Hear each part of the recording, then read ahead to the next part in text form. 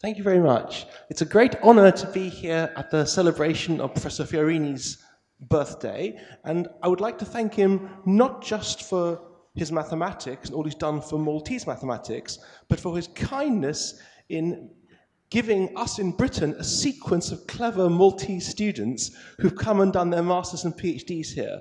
So all of Peter, John, Irene, others, pretty much all the organizers have come to England to do their PhDs. We're very happy to have had them, so we'd like to thank Professor Fiorini for that as well. My second comment, before I get going on my talk, is an apology. I'm going to use the visualizer because if I use pre-prepared things, I tend to go way too fast, even though I'm trying to go slowly. So I'm sorry I'm using the visualizer. If that really irritates you, I'm doubly sorry. I'm talking about some tiling questions. So you have some shape, which you think of as made up of some carpet tiles, some shape like a square or a Z or a T. I'll draw some examples. And you want to tile, you want to put them down without overlapping to cover a region exactly. What's different in this from other kind of tiling questions is that I'll be trying to tile the whole plane, for example. So I will not be dealing with questions about can you fit in to this finite region a collection of shapes. So, of course, everyone knows the question. You have a chessboard, you remove two opposite corners, can you cover with 31 dominoes? That's not the kind of question I'm talking about, because that's about covering a finite region. And I'll be talking about covering the whole of the plane, for example. So let me start with an example. So I now have to cleverly put the microphone down while I visualize, then pick it up again, and we'll see what happens.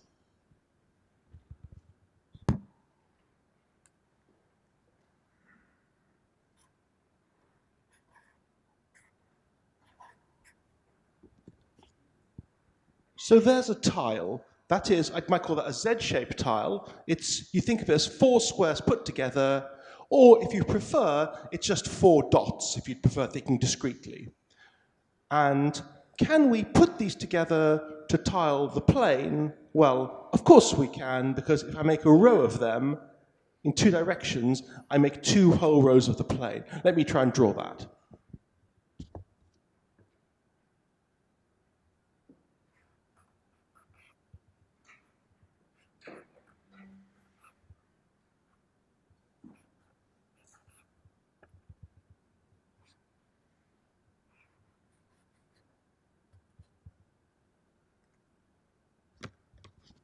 So you see that if I carry on in both directions, I've covered 2 horizontal lines.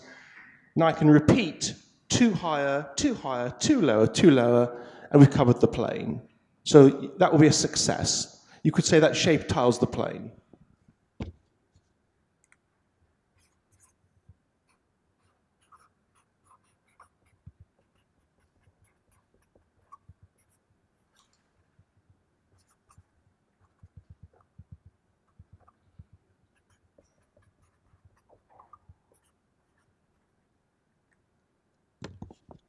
So again, if you want to think in physical shapes like pieces of flooring, you would think in that picture. If you'd rather think of just discrete dots, it's that picture.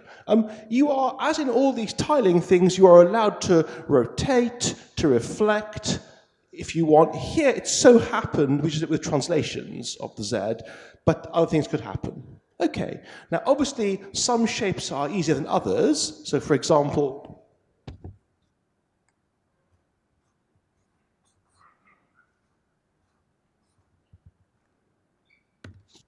that shape is a pretty easy yes for tiling the plane.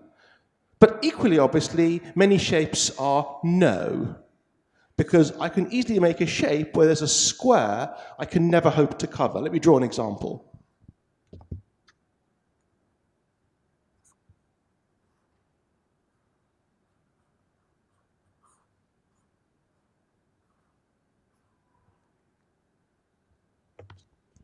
So here I've drawn a 3 by 3 square with 1 point removed, and obviously you can't tile Z squared with that because you can never get into that little square there. Right, so obviously the answer is usually going to be no. it could be no for much worse reasons. For example,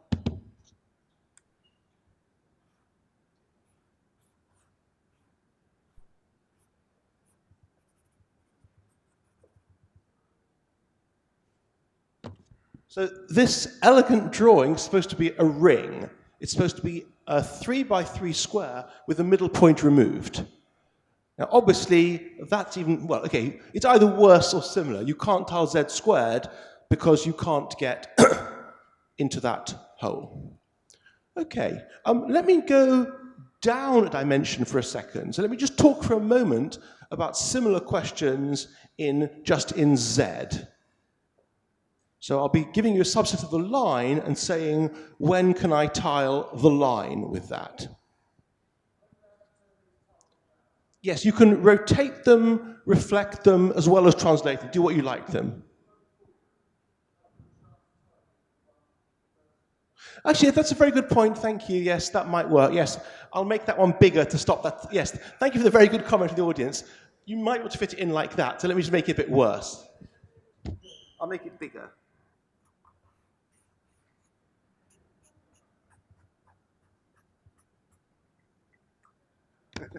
So thank you for that comment. Let's go for this 5x5 with that one. That you really can't get into. Right, thank you very much.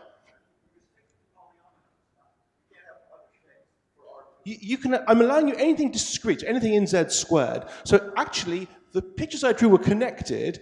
It'll turn out in a moment that disconnect are also good places to look. For example, in one dimension, connected shapes are quite boring. So I'm about to draw some disconnected shapes. But everything's very discrete. It's a union of squares, or really, officially, it's just a subset of the discrete lattice z squared.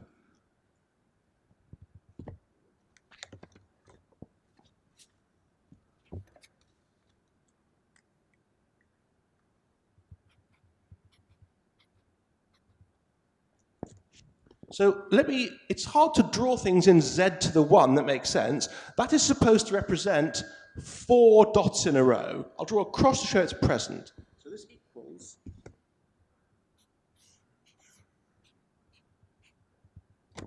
if you're in the squares world, it's just 4 squares in a row.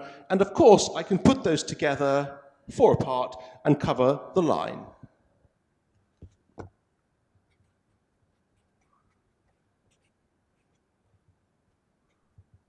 Oops, Z.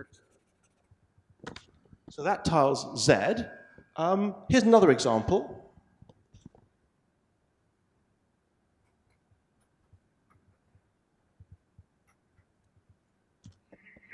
So that's supposed to represent a tile which is 3 in a row, then a gap, then a 4th one. Is it visible at the back that the dot is different to a cross? Great.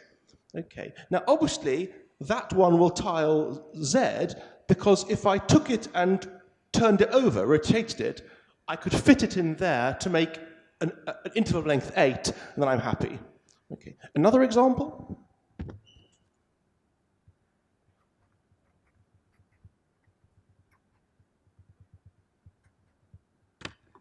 So it's 3, a gap, then 1, and at the other end a gap, then 1. Again, I can just translate these. I can translate it forward to fill in that hole and keep going, and I tile Z. Of course, it doesn't do an interval. So again, we're not talking about ordinary finite tiling questions, right? This shape won't do an interval, but it will do Z. So success, success.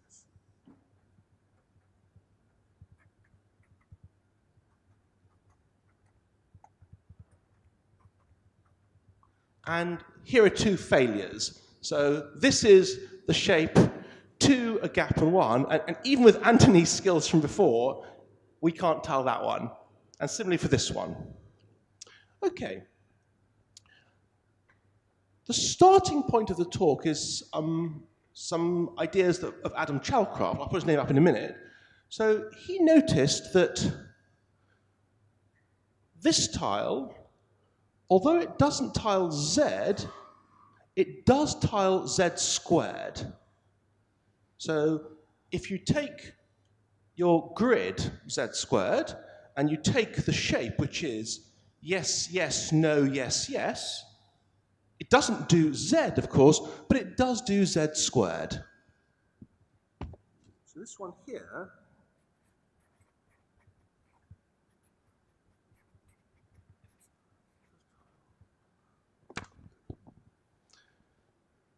I don't want to put a picture up of that because I think it's quite a fun exercise. I think it takes less than 10 minutes to do, but I think it takes more than 2 minutes to do. So somehow you first try and fit this together. So you put one horizontally, then a vertical one to cover that hole, and you say, oh, I see the pattern, and then the pattern just fails. And I think there are about 3 or 4 candidate patterns, and only one of them actually works. So I'm not saying it's difficult, but in my experience, the first 1 or 2 patterns you try fail. So it's quite a fun exercise. Anyway, it does tile z squared. Now, what about that one? That one doesn't tile z, as we know. It doesn't tile z squared. I'd love to give you an elegant reason why, but the only reason I have is some disgusting case analysis. So it turns out that this one doesn't do z squared either. And the fact that we don't have a nice proof of this, I'll come back to at the end of the talk, but that's a real obstacle that we don't know how to show that. It doesn't do z squared. That's by case analysis. It's by hand, not computer, but still quite a lot. But how about a higher dimension? Might it tile z cubed, for example? So z squared is a no, z cubed is a... would not be so obvious. I could return to some of the shapes from earlier. So let's go to the ring shape. That didn't do z squared, of course, but could it do z cubed? Now, of course, when I say it in z cubed, I mean officially a pattern of 8 dots in a ring. If you want to think geometrically, I now mean not, of course, 8 little squares, but 8 little cuboids in a ring with the same shape. Now, it's not clear whether or not it tiles z cubed, but at least it doesn't trivially fail to tile z cubed, right? You can get into that hole. So that's a possibility. Does that do z cubed? Not so obvious. I've tried to draw there at the top a 5 by 5 square with middle point removed. Of course it doesn't do z squared. Of course it doesn't do z cubed because it doesn't fit. But in z to the 4, they're supposed to get into the hole, right? Because if I think of this one in directions x and y, and I take one in directions z and t, I can slip it through the middle. That in no way shows it does tile z to the 4, but at least it doesn't trivially fail to tile z to the 4. So, based, it seems, on pretty much only statements of the form doesn't trivially fail to tile, or statements like the fact that my xx.xx didn't do z but did do z squared, Chalcroft made an incredibly bold conjecture. Chalcroft conjectured, I'll write it in a second, that actually any shape you take, any finite shape, connected or not, in any dimension, does tile z to the something. So that's his rather remarkable conjecture. It's based on essentially about one piece of evidence, the xx.xx. He couldn't even decide if xxx.xxx does some dimension, but he believed this. If you look at the discussion on that over the next few years, basically all the discussion was giving some shapes which obviously never work, but inability to prove they don't work. So suppose you take your favorite, some silly shape in the line, some random collection of dots. It doesn't look like it'll tell any dimension at all, but no one could prove anything. And in some sense, that's part of the problem with being infinite.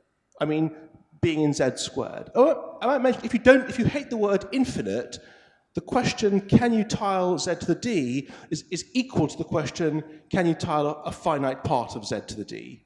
An arbitrary large finite part of z to the d. That turns out to be the same question. So people have lots of ideas of shapes that should fail. Basically, you take an interval, you insert some points at kind of random places. But the trouble is, how do you show something doesn't work? Of course, as we all know, in the finite world, if you're trying to cover a rectangle or a cuboid, there are beautiful coloring arguments, chessboard colorings, color mod 3, do this, give a potential function, Conway's, homology, all kinds of amazing techniques, but they all end up counting something and saying, the number of reds and blues don't match, something like that. And of course, you can't do that if you're dealing with an unbounded region. So people had many, many candidate shapes. It was clear we're never going to tile any z to the d, but no proofs were available, unfortunately. Now, I can't remedy the no proofs are available because it turns out this is actually a true conjecture. And that was proved recently by myself with Vitatas Gruslis and Tarshain Tan. So the theorem is that it is actually true. It's a bit surprising. So take any shape you like, however disgusting it is, it does tile z to the d for some d. I'll just mention right now that if you fall asleep in the rest, I'll talk about the proof, part of the proof, the rest of the talk. If you fall asleep, please wake up at the end, because this might look like we know what's going on, but I've got some questions at the end that show that actually we don't know what's going on. So let's talk a bit about some ways of proving this. I'll just mention in passing that there is a lot of work on these kind of questions, mainly in the plane. So this is just a moment of sort of background. It's not what the talk's really about, but just to show what happens even in the plane. So starting in the plane, people looked at which shapes do tile the plane. So no change dimension now, plane to plane, can't go up. And Golomb showed that all shapes of size at most 6 do work. So that's by Golomb. Actually, it's not quite right. That's only for connected tiles.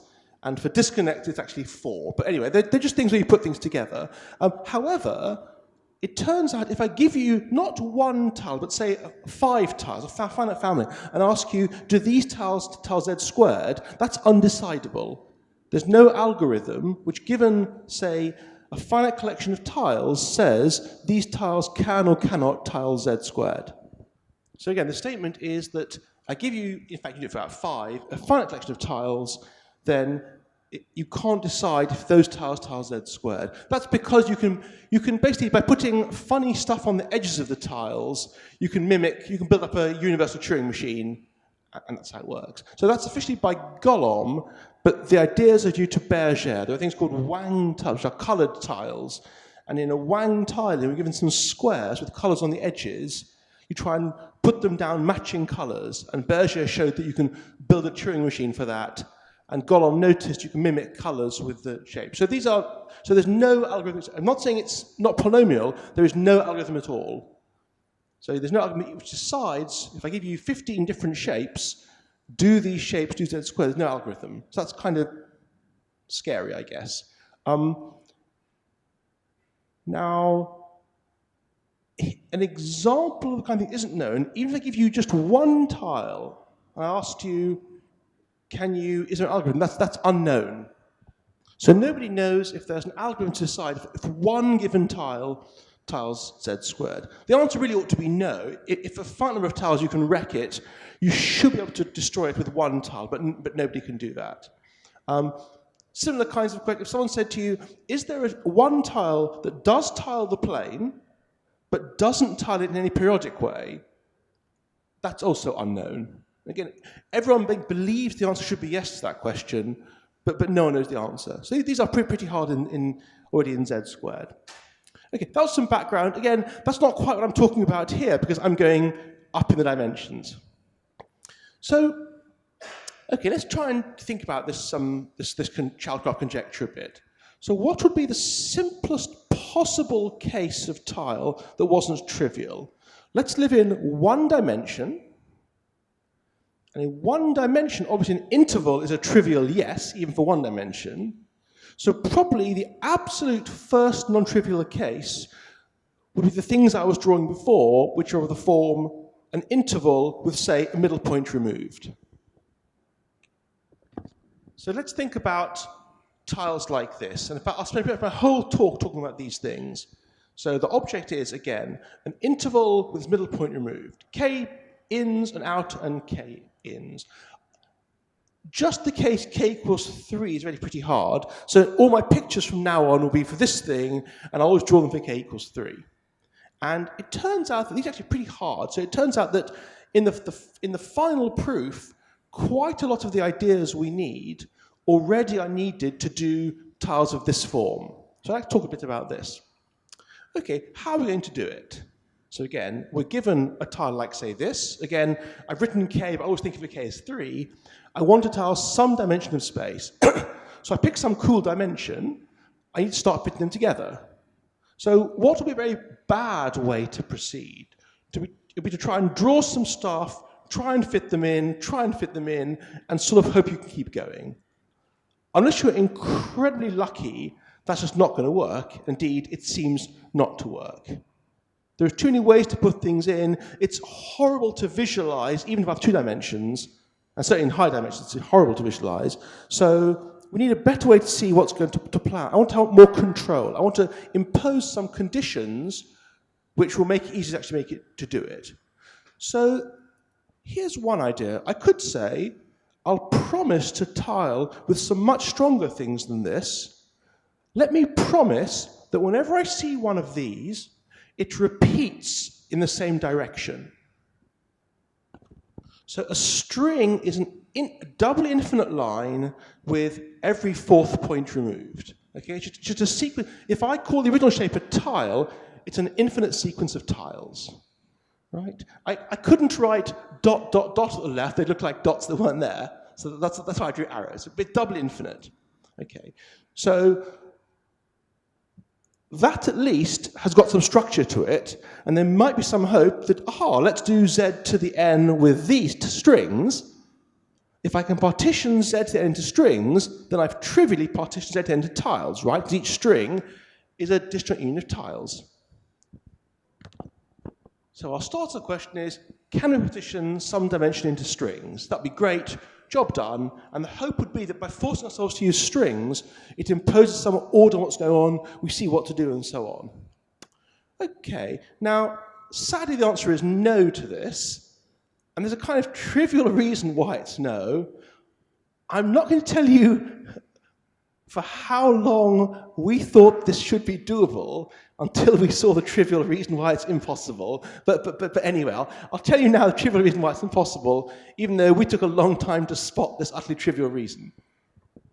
So here's why it's impossible. Let's suppose we're in 3 dimensions. Pick your favorite 4 by 4 by 4 cuboid and ask yourself the question, in how many points does a string meet this cuboid? Of course, could be 0 if it misses the cuboid. But if it meets the cuboid, I think it meets in exactly 3 points, doesn't it? And sadly, 64 isn't multiple of 3, so it's just no chance, unfortunately.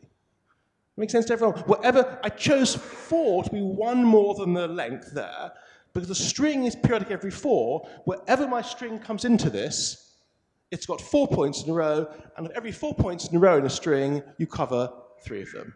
So sadly, that's just a no. And of course, the same is true in a dimension, right? 4 to the d is not a multiple of 3. Okay, so that's a bit of a shame. But let's try not to give up on the idea of strings. Strings are nice. They're somehow forcing you to do some stuff, giving some order to what's going on. So here's the next idea. What I'd like to do is, I'd like to say, okay, I promise, we can't promise that in every direction, everything we see is a string. That's just not true.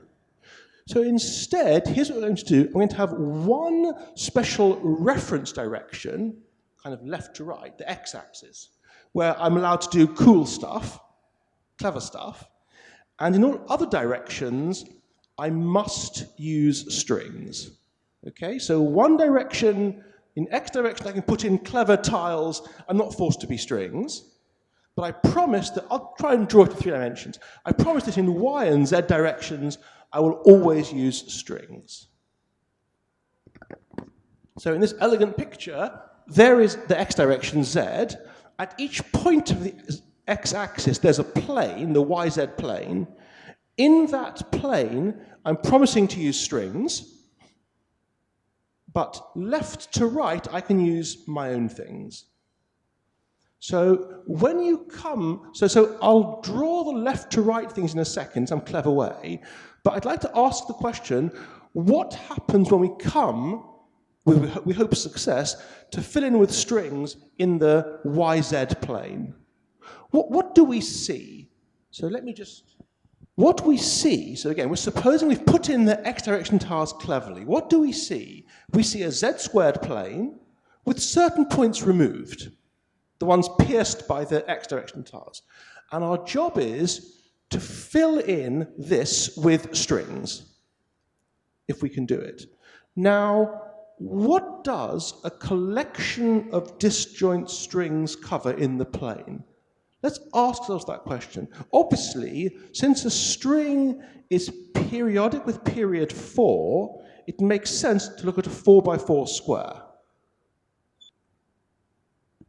So there's a 4x4 square. Now, how does a string meet that, if it meets it at all? It meets it, of course, in a row minus any one point, or a column minus any one point. So we'd certainly need that when we come to do this middle 4x4 square, we would need that whatever we filled in, what's left is a union of things that form row minus a point and column minus a point. Let me try and do one of those. The shape I've drawn, deliberately not writing 1s, 2s, and 3s, I filled in some stuff in that orangey red color, and that stuff I've drawn has the following property. It can be covered by 3 things of the form row or column minus a point. Right? I took the first 3, those 3, and those 3 there. Remember the row or column minus a point, the point can be in the middle, left, right, it doesn't matter which. Okay. So, suppose I do take something like that, which I know, suppose I took a 4x4, suppose we're lucky enough that on that 4x4, the white stuff, that's what we covered across, has the property that what's left will be covered by, I'll say object. So an object will mean a row or a column minus a point. So what's left covered by objects. If I then had the exact same shape in every other 4x4, we'd be done, wouldn't we? So suppose we were lucky enough that actually, not only this 4x4 square we can cover with objects, but actually in every 4x4 it looks exactly the same. Then we'd be done, wouldn't we? Because a union, if I take a 4x4 and this object here, it just repeats to form a nice string. Right? So again, all I'm saying is if I take an object, an object means 4 in a row with a dot missing. If I repeat it again and again and again, both sides, I make a string. So that's our task. We're going to promise that whatever we do in a fixed reference 4x4 gets repeated. So think, if you will, of a tube. Okay, a tube which in the x direction is z, and each point, the fiber, let's call it a 4x4 square. Okay, so the whole shape is 4x4 by z. We're going to put some horizontal tiles, x direction tiles in that. We'll try that in a moment. In such a way that in each 4x4, what's left is covered by objects. Now let's repeat that tube again and again. So if I can do one tube like that, I can repeat it 4 up, 8 up, 12 up, 4 right, 12 right, and I'll then be done because in each plane of YZ, I see a 4x4 coverable by objects repeated, and that we know we can do by strings. So that's our task. So again, we're living in a tube, remember Z by 4x4, and we're going to write down some clever tiles in the x direction. Not strings, we know it's going to fail, some clever tiles of our choosing inside this tube. And our job is the following, that once we've done that, if you looked in any fiber, in any 4x4 square, what you see, what remains, must be coverable by objects, i.e. things of the form row, column, minus a point. Now that's scary to keep in our heads, so let's just do the simplest version of that, the one that killed the strings in originally. Let's at least insist that we cover 1 mod 3 in each 4x4. Remember, we need, of the 16 squares in that fibre there, once we've done our clever x stuff, what's left is a multiple of 3, of course, because each object is a multiple of 3. So certainly, we have at least to make sure that we put down exactly 1 mod 4. So let's see if we can do that. Okay, so here's my task. I'm going to go along. I've got to write down some lovely x direction tiles inside this funny tube, this sequence of 4x4s, in such a way that in each 4x4, I cover exactly 1 mod 3 points. And of course, remember, the tiles can't overlap. So let's try and do that. It's hard to draw 3D things. I'll draw a sequence of 4x4s rather than a kind of visualization of it. That'll do.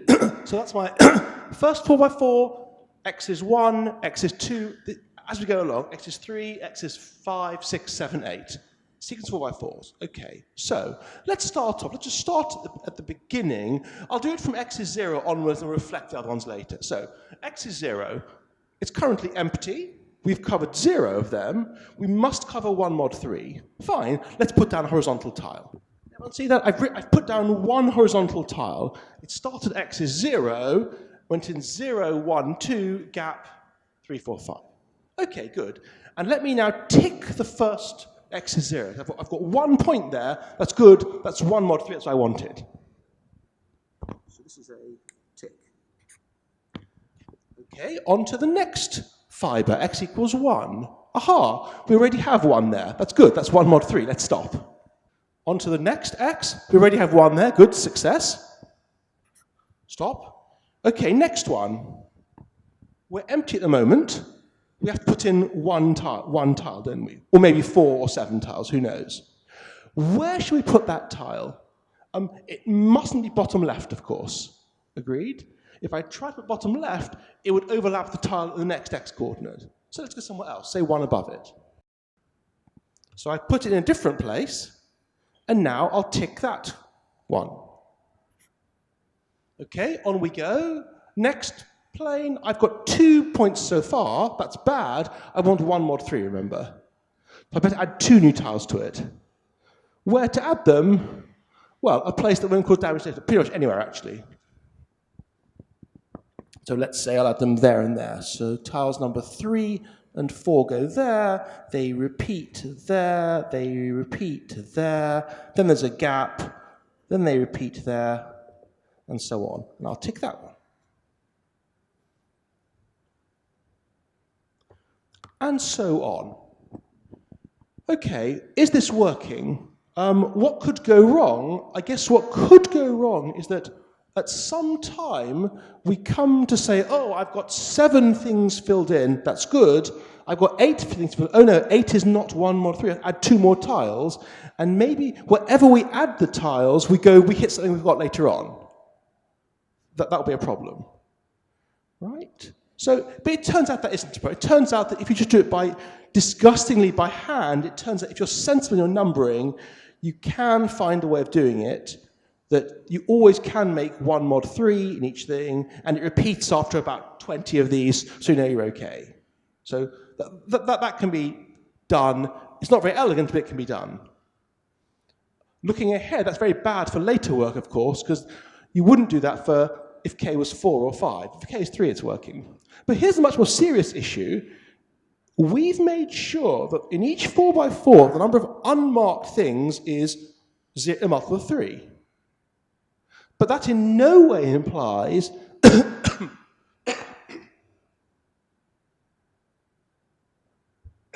that in no way implies it can be covered by objects. Remember, our official job really is not to make some markings so that what's unmarked is 0 mod 3. Our job is to make some markings that what's unmarked can be covered by objects, things of the form a row or a column minus a point. And unfortunately, that we don't have control over. There's just no way to make that work, it seems, in a little 4x4 thing. So that's miserable. And it's miserable because, here's why, because as you can see, it's getting kind of messy. You know, you have some gaps, some stuff. There's no nice pattern to what you can do. And that's why you can't say, oh, do it like this. Clearly, in each 4x4, what's uncovered can be done covered by objects. Because we're seeing too many different patterns there. It's just not working. It's a nightmare. Okay, so now comes the next idea. Each time I came to put in a lovely X direction tile, I had to make sure it didn't meet any later tiles, or earlier tiles, of course. That caused me to have messy configurations. So, for example, there'll be many different configurations with 4 things in them. I'd have to check which of them are coverable by objects, which aren't, and so on. So the next idea is to make things look nicer by having a bigger place. I don't want to be in miserable little 4x4. I'd like 4x4x4x4 lots of times in such a way that when I fill in stuff, I get just one nice shape filled in. Not messy, weird shapes filled in, but something nice. So here's an idea. Let me, instead of being in 4x4, let me be in a bigger power.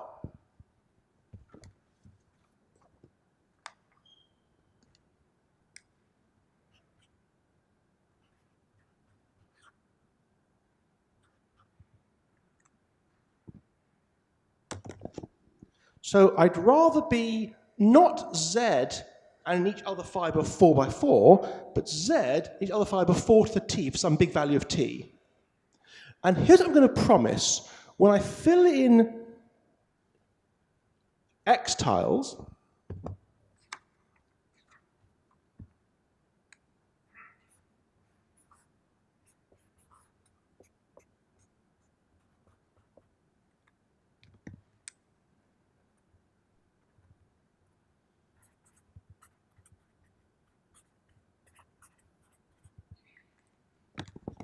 so here's what I'm going to do. I've got a copy of Z, I've got copies not of 4x4, but maybe it's 4 to the 10 or something. And I'll make the following promise. I promise that whenever I put in an X direction tile, I'll always put it at a place that's a corner, where a corner doesn't mean one of the 2 to the t corners, it means a place adjacent to my reference 0 origin.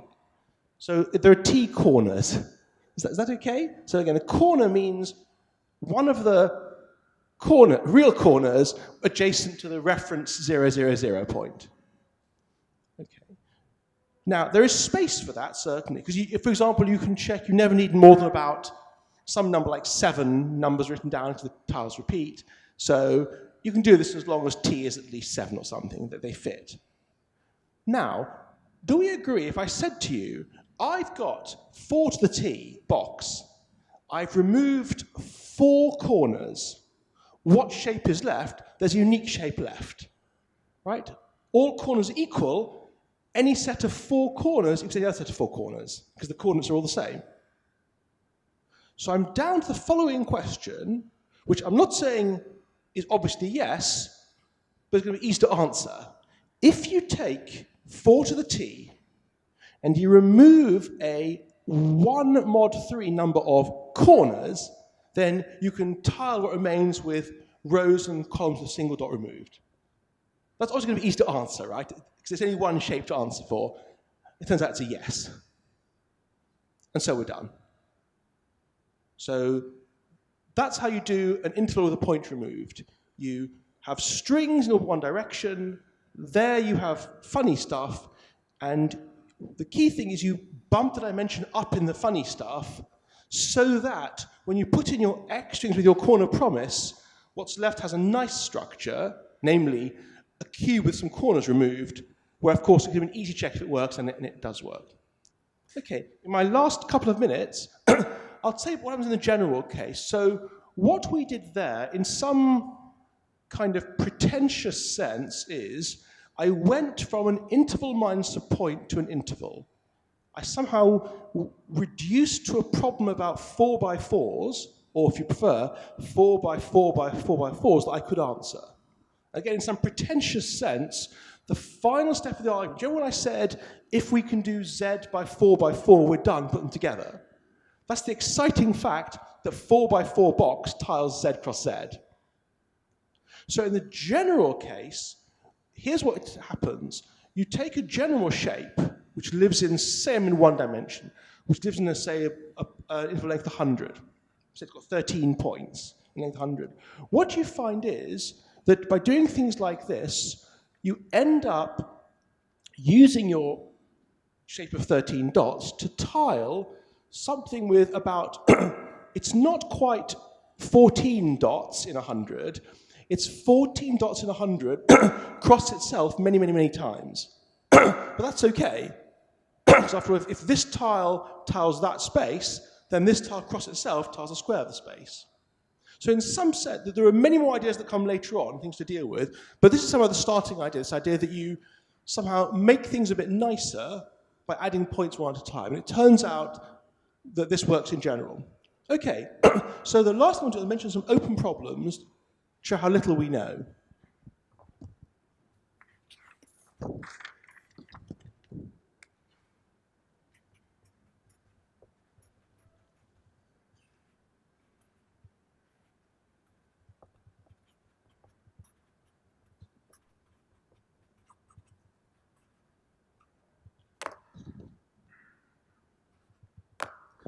So if you go through, it turns out that this thing, whoa, the k in a row dot k in a row works in dimension 2k squared, moderately big. And if you're interested in the funny thing I showed you at the beginning, the 5 by 5 minus a point,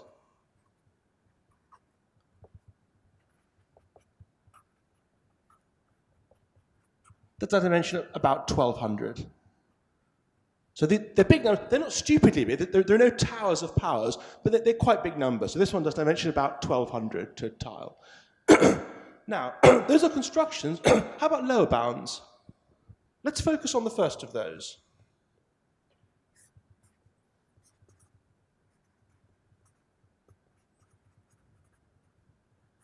So do you actually need quadratic dimension? No idea.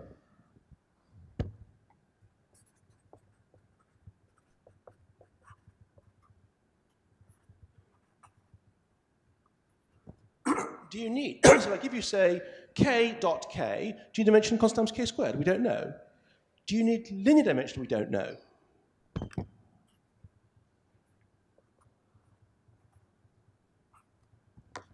Can we prove you need dimension at least log k?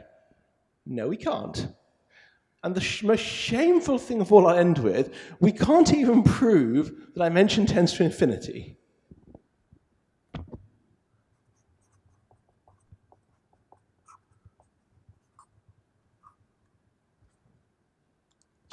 In other words, as far as we know, we can't disprove the following, that take any interval with a middle dot removed, all of those tile z to the 10.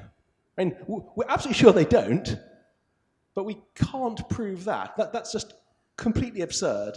And the bottom line seems to be that we can't do any lower bounds. The only lower bound I mentioned was the fact that k is 3 doesn't tile z to the 2, and that's by case analysis. So we're desperate to have some ideas. How do you show that one of these doesn't tile some dimension? And I'll stop there.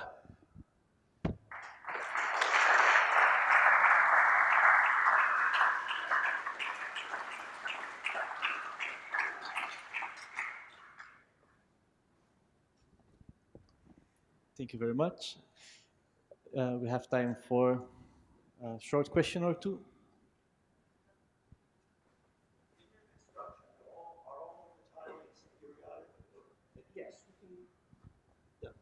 The question was, are our constructions periodic? Yes, all our constructions can be made periodic. Yeah, and actually they all just permute we never have to rotate a tile, you only permute the coordinates. We never have to take minus a tile. But even with that constraint, we don't have to prove lower bounds. just a clarification. So you say it can't be it can't be proved. It's not that the proof is not known.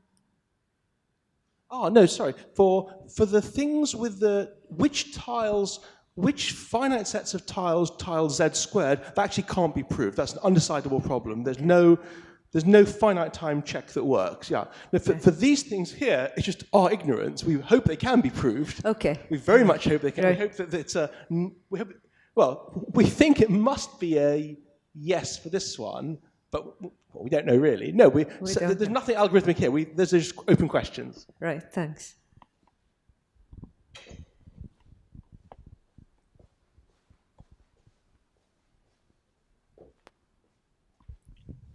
Thanks a lot for that talk. It sounds like in your research journey, in your collaboration, it wasn't always smooth sailing all the way. There must have been times when you got to a certain point and it looked like you reached an impasse. How did you overcome that? Oh, okay. So, of course, it's totally illegal and not done to talk about who did what in a joint paper. It's totally not done. But for me, this is a very rare case. It's a 3-person paper, and it's completely obvious that if any one of us hadn't been there, we've had no chance of doing this. So each of us contributed things that without it we'd have got nowhere on. So there were lots of, we were very, very often stuck in lots of things. We were stuck for a long time. We even stuck, I sort of said glibly that once you've done an interval with a point removed and you use pretentious language, you can do the general case. But actually we were stuck for a very long time between interval minus a point and general case. And there are quite a lot more ideas I didn't talk about in doing the general case.